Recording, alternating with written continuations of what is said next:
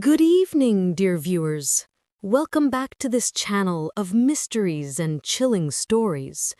If you're new here, make sure to subscribe and hit the bell icon, because tonight I bring you a story that will freeze your blood. We've all heard about her, La Llorona, that ghostly figure dressed in white who wanders through the night near rivers and canals, crying out with a heartbreaking scream, "Ay, mis hijos! Oh, my children!" According to the legend, she was once a woman who drowned her own children in a fit of madness and jealousy. Now condemned by her terrible act, she wanders endlessly, searching for them in the dark waters. They say that those who hear her are in danger, and those who see her rarely live to tell the tale. But tonight, I will tell you the testimony of someone who did survive. A story passed down through generations, a real encounter that happened during the darkest days of the Mexican Revolution. Prepare yourselves, because what you're about to hear changed a woman's life forever. It was 1913. Mexico was burning in war and vengeance. In a small village near Zacatecas lived a woman named Socorro Ramirez. She was only 23, but the revolution had aged her. Her husband had left months earlier with Villa's troops, and she remained alone, caring for her sick mother and her two young children, Tomás, 5 years old, and little Luz, only 3. The night it all happened was unusually dark. One of those moonless nights when the sky looks like a giant black mouth ready to swallow you whole. Socorro hadn't slept in 3 days. Her mother had worsened, burning with fever, delirious on her straw mat bed.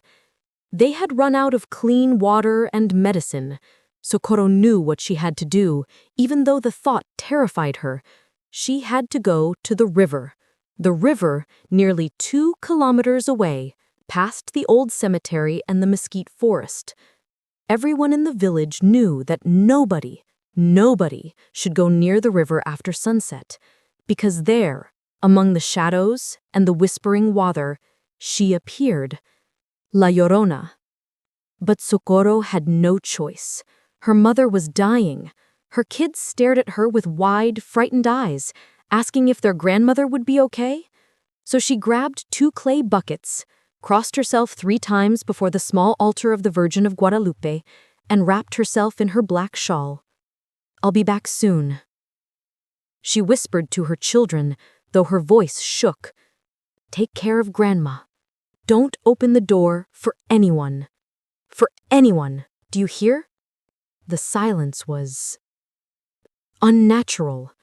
Socorro walked quickly, holding the buckets tight against her chest. The path was dark, lit only by the faint flicker of the stars overhead. She passed by the cemetery. The crooked crosses cast long shadows that seemed to follow her. Her breathing grew faster with every step. "Holy Mary, Mother of God," she murmured again and again, like a shield against the fear squeezing her throat. In the distance, she began to hear the river, that constant hypnotic sound of water sliding over stone. She was almost there, just a little more, Then she heard it. A cry, soft at first, distant, like the weeping of a woman whose heart has been shattered. "Ay, mis hijos!" Socorro froze. Her legs wouldn't move.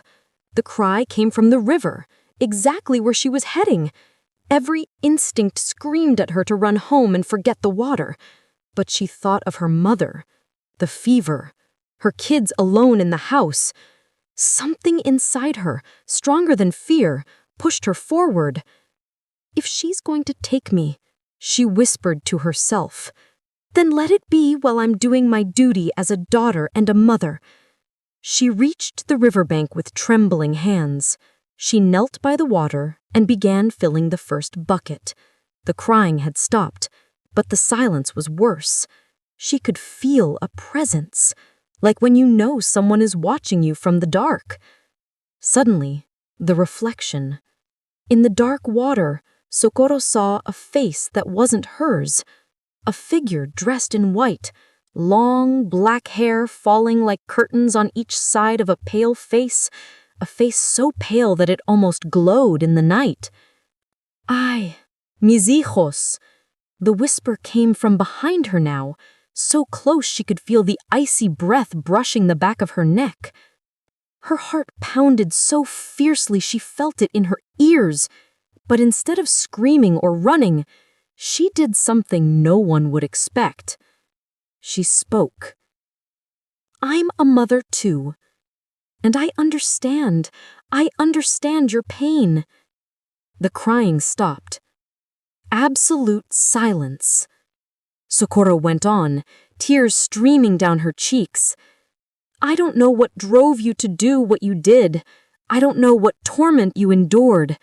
But I have children too. 2 little ones waiting at home, scared, not knowing if their mother will return. And I have a sick mother who needs me. Please, please let me go back to them. Let me be the mother you can no longer be. The silence. She felt a cold hand rest on her shoulder, a chill that pierced her bones. She shut her eyes even tighter, bracing for the end. But then, the hand withdrew. When she finally dared to look behind her, no one was there. Only the wind brushing through the willow trees, swaying their branches like the hair of a vanished ghost. With trembling hands, Socorro filled both buckets to the brim. She stood slowly, still expecting something to stop her. But nothing happened. The river flowed calmly.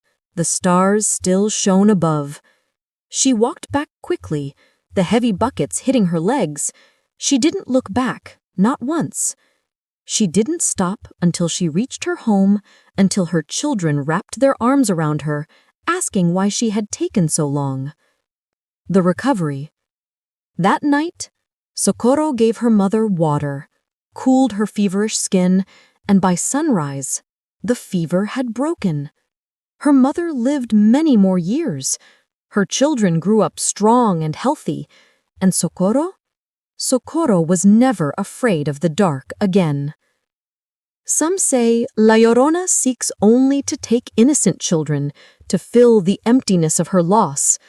But this story reminds us of something else. It reminds us that even in the darkest legends, there is humanity. Before she became a ghost, La Llorona was a mother, a woman who suffered, and maybe, just maybe, what she truly searches for in her endless wandering isn't revenge, but understanding. Someone who sees beyond the monster and recognizes the pain of the woman she once was. Socorro survived not because of magic, nor amulets, nor prayers. She survived because in the darkest moment, she chose compassion over fear. She spoke from mother to mother, and in that instant, the supernatural met the deeply human.